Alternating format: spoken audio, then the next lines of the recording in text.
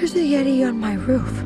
It was a really interesting practice of imagination, and it was incredibly exhausting, actually. Like, you're doing a lot of vocal work, and you're making up for the lack of wardrobe, like set, like making eye contact, like being in that scene in the nitty-gritty with another actor, the way that you are on live action sets, but you are also stripped of this vanity aspect of not having to worry about hair being in your face, of your makeup or anything like that. You get to be 100% that character in a specific way.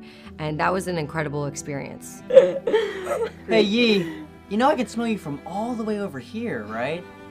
Like, you can talk, I'm sorry, is there any aftershave left, or did you use the whole bottle? Oh, why? You hoping to borrow some? Yeah, not sure it'll work. Very funny. You guys want to work out some of this tension on the court? Forget it, Pang. We wouldn't want to mess up Jin's hair. And the new kicks? It's very different from live action, which I think both of us are used to. It's a lot of imagination, because you don't have anything in front of you. Nothing's animated yet, so you don't have the other actors or any of the sets or props or anything. So you have to imagine it all and portray it through your voice. This is you and your parents. Aww. You have your mother's eyes. Doing animation is definitely different than live action, but they're both equally as fun. Yes.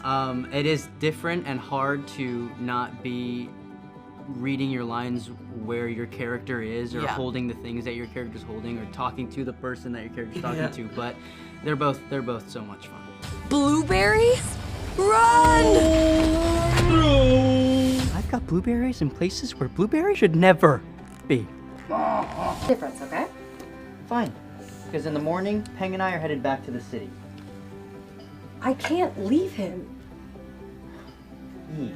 You've seen what he can do. He's amazing. I mean, he's magical. We weren't acting to any noises or anything like that, and we only had a few kind of examples of how he moved or what he would be doing, so I became very specific with Jill, and this is why Jill is such an incredible director, is I would ask her very probably oddly specific questions of like, so is he leaning down right now, or is he sitting up? Am I touching his face? Am I doing this? What specifically? Because when you talk to someone like this, it'll be different rather than like if you're yelling at them and do it like, so there's little details and logistics that you are subconsciously kind of calculating when you're in real life. And so once you get the hang of that, everything kind of becomes magical.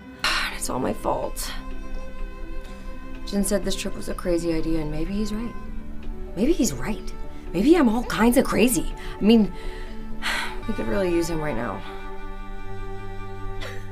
That was awesome. There's so many different things that I hope people take away, but I think most importantly for me, I just want people to see that there can be a story that stars a young woman who is Chinese, that is set in China, and it can be a completely universal story for every single type of person to love.